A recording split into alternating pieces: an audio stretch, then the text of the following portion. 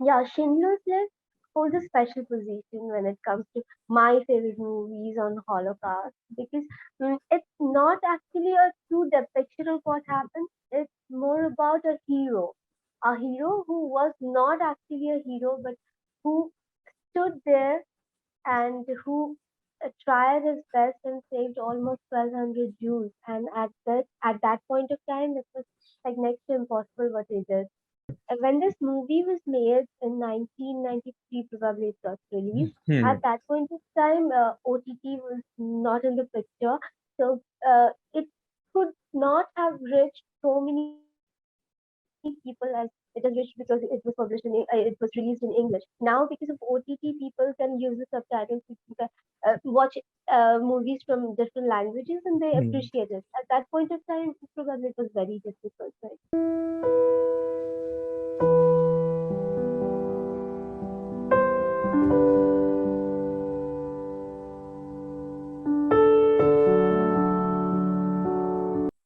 Hi Satakshi, welcome back to my podcast, which is called Spoiler Alert with me, Cinephile Sanket. So Satakshi, today this time we are discussing Schindler's List, which is directed and produced by Steven Spielberg and which stars Liam Neeson, Ben Kingsley, and Ralph Fiennes.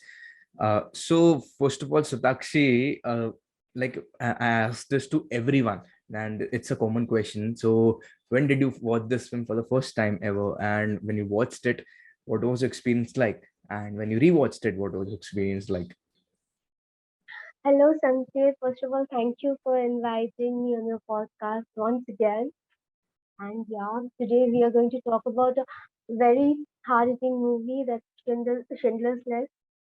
I watched it like 10, 12 years back because my dad recommended this and he kind of forced me to watch it. And the first time I watched it, I just made up my mind that I'm never going to rewatch this movie again. It was so, so, so troublesome. It was so tough for me to watch it at the first place. And then just for this podcast, I had to rewatch it last night. And trust me, all those nightmares just kept back, and it was very tough. Hmm. Oh, okay. But I actually watched this film way back, I think 6 or 7 years back, when I wasn't a cinephile, as I would say. I like started watching all those Hollywood films, and I got to know that okay, and there's a thing called IMDb, and there's a thing called IMDb's top 250 list of films. So I got to know that this film was in the IMDb top 10 list. So okay, Yeah, like let's it has watch got it. a 9 out of 10 on IMDb. Yeah, Right, absolutely. as That's you the say. reason. I think that back then it was 8.9, and this film Then was after its OTT release, probably it got increased.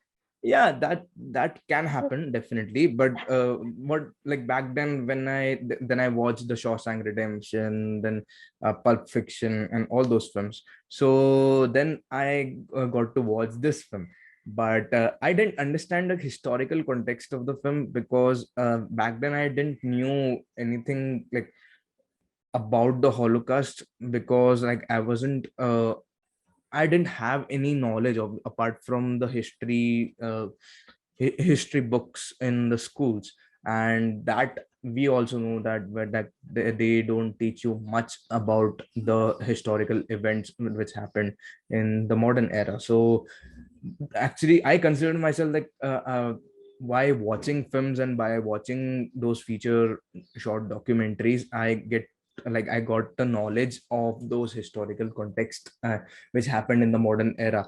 And thanks to like series like World War II in color, I got to know much about the Second World War. And through this film I got to know that like what was the Holocaust like and how terrifying it was, and that's the reason I loved watching this film.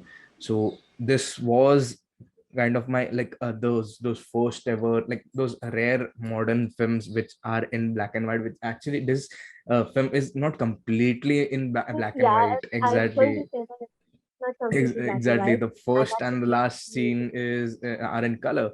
So that And was there is one more scene in the middle, which is probably the most heartbreaking one, which is also in color. Yeah, which like you can also describe that as well. Yeah. Mhm. So for me, I would say that I've read a lot about Holocaust actually. And apart from this movie, there are other movies which are my favorites from this, which depict this incident, like Boy in a Striped Pajama, then there's Son of Saul, um, Oh. Anne Frank's Diary. Of course, we all have read, we all have watched. So yeah, Schindler's List holds a special position when it comes to my favorite movies on Holocaust because it's not actually a true depiction of what happened. It's more about a hero who was not actually a hero, but who stood there and who tried his best and saved almost 1,200 Jews. And at that point of time, it was like next to impossible what he did. And he was not celebrated or he was not revered at that point of time what he was doing. And he was under a lot of pressure, he was under a lot of stress, but he did what he believed in. So Absolutely. it's definitely a very special movie. Hmm. But you mentioned Son of Saul. I watched Son of Saul, I think 2 years back, and Oh it my it was hard hitting than this film, God. obviously, So because it was it so is dark, it was so gloomy. exactly. And those close-up shots and all those, like Oh I my God. just loved it because, and that's the reason it's like it was made by an Hungarian director, and it had the local touches, then that's the reason it's a like a great film, Son of Soul. And uh here also obviously it had its good touches by Steven Spielberg, since he is also a Jew. So like it was a very personal film for him as well. Like I think I read it somewhere, some like I think in IMDb itself, that he offered this film for should direct, like he offered this film to direct to To Martin Roman Scorsese, Polanski. Yeah, Roman Polanski as well, and even Martin Scorsese as well. But everyone kind of like they didn't I want declined. this. Yeah. Yeah, everyone declined this, but at the end, then Steven Spielberg took it upon himself to just direct this film, and he was actually making this film just after making Jurassic Park. And like I still remember that A when he fun ride for children, and this is a total trauma for everyone. yeah, I think a very 360-degree opposite of what he made Jurassic Park. And like this, I still remember that he was saying in an interview that he actually, what he did was he used to just he used to have a video conference or something like that, and he was having some VFX done on Jurassic Park, and like simultaneously he was just also planning what to do and how to shoot Schindler's List as well. So that was a very tough thing for him as well, and to pull off such a thing was like something way amazing that I thought. Like obviously this is the reason why Steven Spielberg is one of the greatest directors in the world, because like he can do anything. I could say, like right He's now like he one of just, my favorites, but I can assure you, I don't like him much. But anyway, yeah, it this happens. movie Okay. is exceptional. This one and Saving Private Ryan. Yeah. Yeah, like Saving Private Ryan is another one of my favorite films like he made. And as I said that, like yeah, he also made a I think a video game kind of a movie which is called Ready Player One as well. He also made a musical as well. So I think that guy can make anything, bro. Like Yeah, he he's quite versatile. That's yeah, he made West Side Story with like he actually adapted it. Like sorry, he didn't do the adaptation, but he directed the adaptation. So he kind of can do anything, I would say. So that's the main reason I loved. But coming back to Schindler's List, I why I loved this film, because of the soundtrack, because he did so. mainly because of the soundtrack. Yeah, the by the great John Williams. But Yeah. before I can say something about the soundtrack, like what do you think about the soundtrack of the film? Yeah, soundtrack was, of course, it was very befitting. It was wonderful. But what I felt when I first watched Schindler's List is, why the language was in English, why not in German or Polish? Mm, that thing really haunted me for long. I was not into movies very much at that time when I first watched it. And now when I rewatched it, I felt it again that if it was in the original language, Mhm. German, Mr. Polish and all, it would have been much better. What do you think? I think the language, it wasn't a problem for me personally speaking, because this comes from a guy like who is a fan of David Lean films, and David Lean once made Dr. Zhivago, which is set in Soviet Union, and it's a story of it's a story about people in Soviet Union, the Russian Revolution, and it was like straight in English. So I didn't think that was a problem for me, because uh, like it's a Hollywood production. Like even we have seen shows like Chernobyl as well, like which was set in the Soviet Union, but Hmm. was made in English, because just to market and just to cater for the larger A audience. bigger, a larger audience. That's the reason, and this is the same reason why this film was made in English. And I didn't think the And like the ra- another thing, Sanket, I would love to say here, Hmm. sorry for No, no, no, interrupting no, you. absolutely not. When this movie was made in 1993, probably it got released. At Hmm. that point of time, OTT was not in the picture, so it could not have reached so many people as it has reached because it was released in English. Now, because of OTT, people can use the subtitles, people can watch movies from different languages, and they Hmm. appreciate it. At that point of time, probably it was very difficult, right? Hmm, Reaching absolutely. people with a foreign language.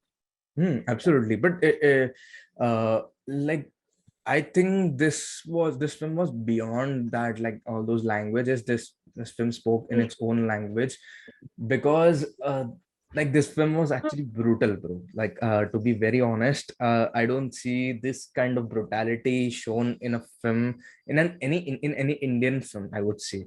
Because whenever there's a film which is made on any Holocaust or anything related to a genocide, I would just straight away say that, is it par with Schindler's List? Like, is it made in the lines of Schindler's List, or Come and See as well?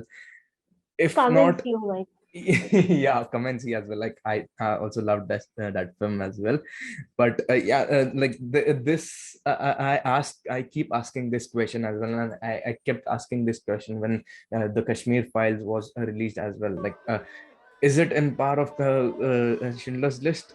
I don't think, because no one has the uh, capacity. No one has no one dares to make this kind of Exactly. cinema Exactly.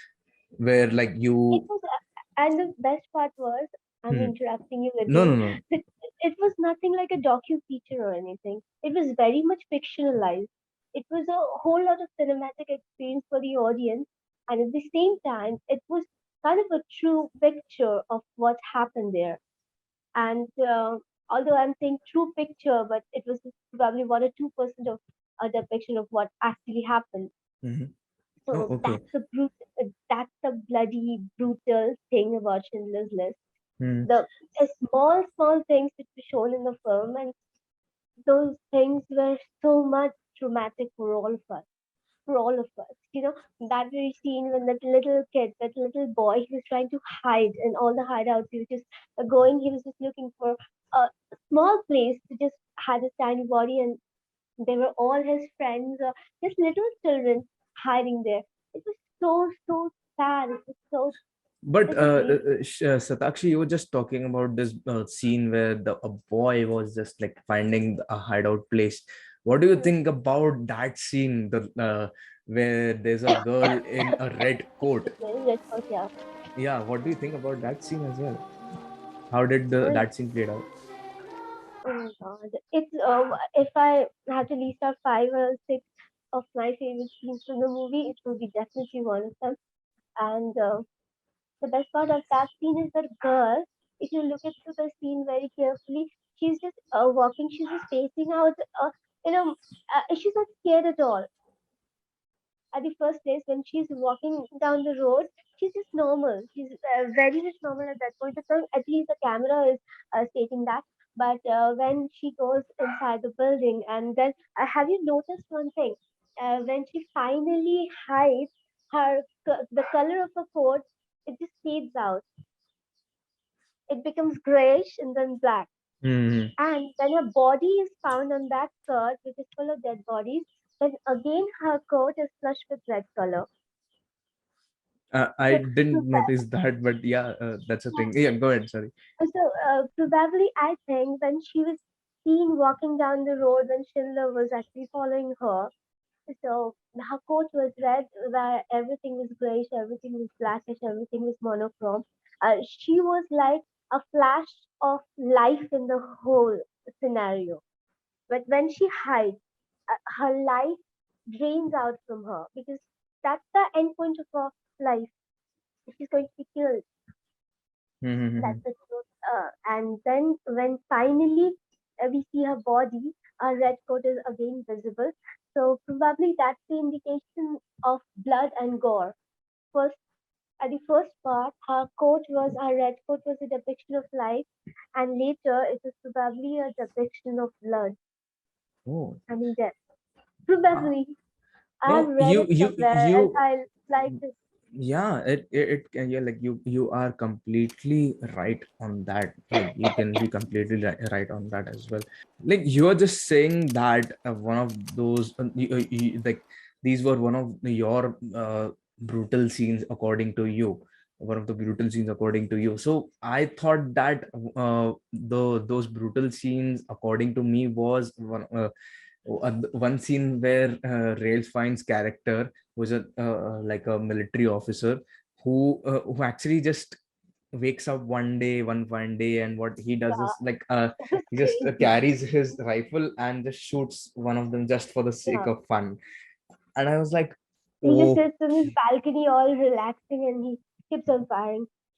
yeah, and like that was a Yeah, very can I tell something about Ray Fiennes? That's how he's pronounced in UK yeah, probably. rail fines, yeah. It's very difficult anyway. It was Mhm. a very complex character. What do you think? I mean, after watching that balcony scene and after watching all his atrocities, he comes across the monster, nothing else. But the way he behaved and the way he had his feelings for that girl, Helen Hirsch, it was quite contradictory to his character. What do you think? I think he was a He had feelings, he had strong feelings for that beautiful woman, but he was not ready to accept it. hmm. Instead of showing his love for her, what he showed was violence. He was trying to cover his love with violence.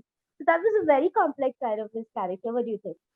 I think he was one of those brutal characters, but at one point, Schindler actually convinced him that you should be forgiveful, like you should forgive him, and he tried it. Like he used to like And what he depict does that, with and that little boy, that teenager boy, yeah, first no, of all, that he as thinks, well. oh my god, I'm a bigger person, I'm going to forgive him. And then Yeah, he shoots him dead.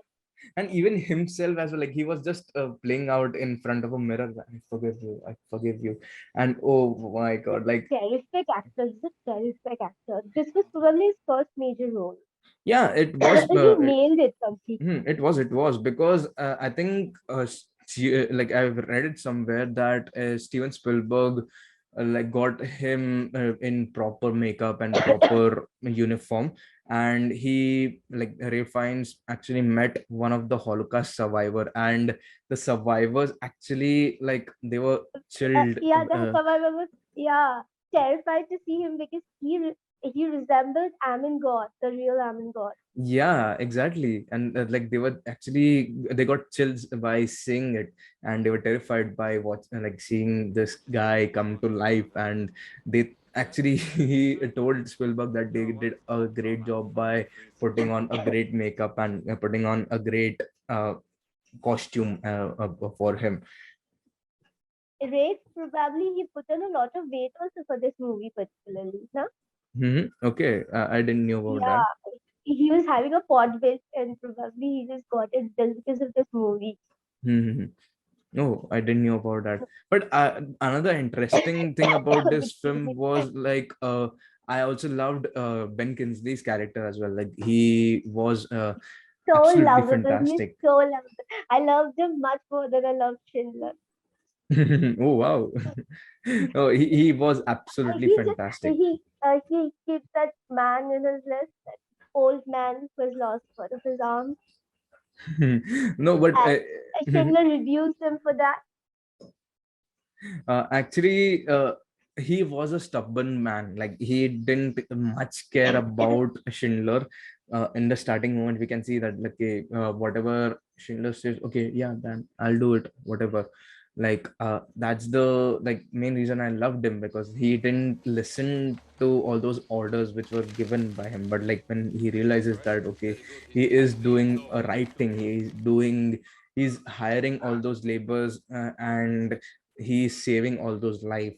And at the end he says a dialogue, then I am forgetting the dialogue which he said, but it was like one who saves one life says the Yeah, yeah. humanity Whoever saves entirety. a life, whoever saves a life, saves the world entire, something like that. Yeah, exactly, and that dialogue actually hit me to my heart. It like it was incredible, I would just say I, that. I read it somewhere. The role he was portraying, Jack or something, uh, Stuck something, yeah. Ista. Hmm. Yeah, yeah, yeah. That man was actually one of his accountants, Schindler's accountants in real life also. But that man was not at all honest. He took a lot of bribes from the Jews, and he selected. He just made the list based on that bribe only. The bribe he accepted, and Schindler was completely didn't know a he didn't have a clue about that. Oh, okay. I didn't know Yeah, about I that. read it somewhere.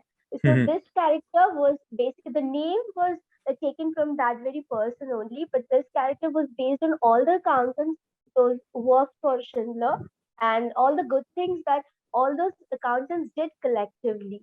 Mhm. So It Ben happens, Kingsley bro. was actually a gist of all the accountants that It Schindler happens had. because, bro, in I noticed this in Chernobyl as well. Like, I think Emily Watson, yeah, the actor's name. So her character wasn't. If you watch Chernobyl, you and I've read about it that Emily Watson's character was like didn't exist, but her character was based on many scientists who played the role of it. So like it was a combined effort. So all the scientists combined, and with the character gave they gave birth to this character. So this like they have taken some creative liberty as well, but it's hit or miss, I think. And this is a hit, and I think Steven Spielberg did a great job in doing this. And uh, Absolutely. kudos to Eric Roth as well. He is no Eric Roth, no, sorry, Steven Zalian, who is the writer of this film, who actually adapted this book by Schindler, Yeah, Schindler's Ark. Schindler's Ark, yeah. And I like people just mention the name of okay Liam Neeson and even Steven Spielberg, but Steven Zalian actually gets he gets He overshadowed doesn't by. get his due. Yeah. Yeah, he didn't get his due, but like hope so now. He actually wrote many of other Hollywood Hollywood films as well. So yeah, he is a legend in himself as well. Can I ask you one thing, Sanket? Sure, yeah. I was thinking that do you think the transformation of Schindler from being a very ruthless businessman to a savior, that transformation, that emotional journey, was not quite evident in the movie? I mean, I when didn't did he? think. Okay, I didn't Yeah, think like I think that okay, whenever the human side of any human just gives rise, and I don't think much about that aspect. I think okay, whenever there is like there's a human born inside a human, inside a devil who actually supports the Nazi party. Okay, at that moment I just keep liking that character, and that's the reason I love Schindler as a character as well. He wasn't the like he was a pure businessman. He played it Yeah, but later on, that businessman was never reflected in his character ever again. All he was thinking of was spending even his last penny just to save the Jews, as many Jews as he can save. Even in the last scene, we see that he was crying and he was saying that yeah, he if wanted I like would have there was sold some the other place as sky, well. yeah, I could have saved a dozen Jews if this lapel or the pin he was carrying in his coat. If I could have sold this, I could have saved one more Jew. So yeah, so that transformation was very drastic. Hmm. Yeah, that's a very valid and like a valid point by you, that and it happens. I don't know, like I didn't feel that way, but it's like completely valid. So I don't think about that as well. But like my main focus was how he like Steven Spielberg depicted the Holocaust, and how it was depicted. And the small scenes, that very scene when the woman, they were just putting their fingers, taking out blood, and they were rubbing those blood on their chest just to show that they are healthy, so that they do not Bro, there's go in the one same way. scene where there's an architect, and she just tells them this: you shouldn't do this, you shouldn't do this, you should do this, like this way it will last longer and all those stuff. But those Nazi officers didn't give Yeah, a yeah, damn, yeah, and she was yeah. Yeah, shot. Rape just killed her, and then he orders his men that what she spoke, if she was speaking the truth, then just, yeah, go Yeah, by what she absolutely. said. That After killing her only. yeah. And like That was he so, also acknowledged that that. was actually humorous. There was a little humor in that scene. No, but like Seriously. actually this shows that they also acknowledged how like the Jewish people were talented, and Yeah, that's the reason. And like and also Schindler was trying to just save lives by giving all those laborers like a title, like he's a tailor, he's an artisan, yeah. he does this, he does that. Most of them were like doctors or engineers, or much more than that. Hmm, Most of them. absolutely. Like I think someone said that like I'm a doctor, I'm a teacher, and how can I do this labor work? But like still they had to do it, and that like their lives were on the line. So that's the reason. And what happened with that rabbi? Do you remember that? Yeah. All Uh, two of the guns were used to kill him, but none of them worked. oh That yeah. old rabbi, he was a rabbi, right? He was an old man, that old fella. Oh my Hmm. God, that scene, it was giving me chills. I was just keeping my fingers crossed and saying, oh, let But him please. at Satakshi, at any point, do you think like you cried at some point? Like, okay, this film, this scene was way too emotional, and I had to like you had to cry somewhere. Yeah, Do you had any? that scene, yeah. Actually, I cried throughout the movie, but there was one particular scene I cried like hell. There was a little girl with specs called Dranka or Danka. Mm-hmm. Yeah, her mother was trying to fit in that hideout, but she was just shooed away. You remember that scene? Yeah, And absolutely. when she was coming down the stairwell, Danka comes running towards her mother, Mama, Mama, Mama, and they reunite. What's wrong with me? I was crying profusely in that particular scene because I knew that probably mom and daughter both are going to die, both are going to the concentration camp, of course. So, but that And love between them, that if we die, we die together. Danka just refused to stay safe without her mother. That scene made me, oh my and even like following that, they both god. actually encounter a young Nazi officer, like not an officer, but like yeah, a That young little Nazi guy, guy. self-proclaimed officer. Yeah, self-proclaimed, and like he actually like there's some humanity in him as well, because since they both met back in the day, and that's the reason like he saved her life. And she spoke something I like quite like I don't remember right now, but she told a very good dialogue as well. Yeah, on you were that as doing well. a good job or something. Yeah. Yeah, absolutely. And I'm like not recollecting right now what she spoke about it. But coming back to those brutality scenes, I would say that there's a scene where in the very first, like initial stages of the film, there's a scene called Goodbye Jews, where Oh God, some yeah, girls, people were spitting at them, yeah, exactly. cursing them. And I was thinking, why is such a thing, like why are they hating them so much, and like they It's didn't too bad knew after, yeah. exactly. So And it was this venom that spewed all over against Jews at that point of time. absolutely. And Germans completely hated them. this film, actually, like what I did was I read a book recently. I read a novel recently called Refugee, and it was about three stories. I have a hardcover also of that book, but it's about three different stories, three different timelines. So one is when it's set in Nazi Germany, second is set in 1990s Cuba, and third is set in 2015 Syria. So the Nazi Germany story actually reminded me of this film, like how they were trying to survive this Holocaust, but just trying to take refuge in another country. And this was one of those experiences as well. So this was a hard-hitting film. I also read a novel like 3, 4 years back, Let There Be Light. I can't remember the name properly. Mhm. No, properly. It was about France and Germany. It was about this particular period, and All not the just light in we cannot see, I Holocaust. think. All the Yeah. light we cannot see. Yeah. It was actually a romantic tale in the backdrop of Second World War, and it was so beautiful. And you just talked about this little Nazi guy, I mean, this little soldier, and there was a guy, He this was a 16 radio years old, he engineer, was a and hero. she is like, there are two stories. She was blind and deaf, Blind. no? Yeah, Yeah, blind, not deaf, but she was blind, blind, and blind. it like it's in works, so there's an This is adaptation how my coming. memory works. I just read something, I just watch something, I completely forget.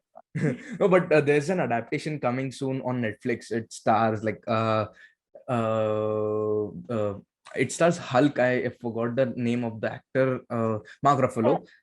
Mark Mark Ruffalo, yeah. Ruffalo as that blind girl's father, and Hugh Laurie as the blind girl's grand uncle. So that would Okay. be an interesting thing, since like it's being produced by Netflix. It's a mini series, so I'm looking forward to watching When you that talked show. about Hulk, I just expected it will be Edward Norton. He was also Oh. once Hulk. Incredible Hulk.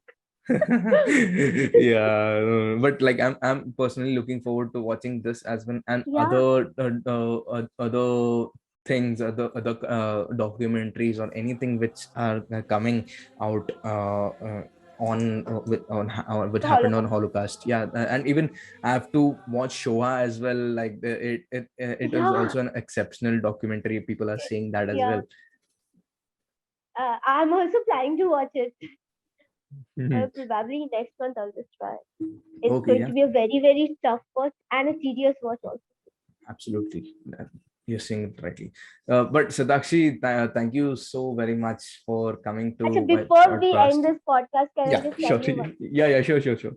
That first, that first ever scene, I mean, the first scene in the whole movie, that Candlewala scene where all the Jews were praying, that was called Sabbath or something. Mhm. And that very particular scene was in color, right? Hmm. And how that candle fades out, how the candle that color fades out from that scene, and then that station and a train is coming down. A train is coming down full of Jews, probably now. Hmm. Hmm. That smoke from the candle and the smoke emitting from the train, both of them just emerge like this. I just loved that scene. It was so beautiful. It was so beautiful. When they were all praying, there was some hope in them. And then the candle fades out. That means that the hope is dying out. Hmm. And But then and then the train comes in the station full of Jews, and the names are being taken. The names are being listed. So Hmm. the dramatic journey begins from there. I Hmm. love that.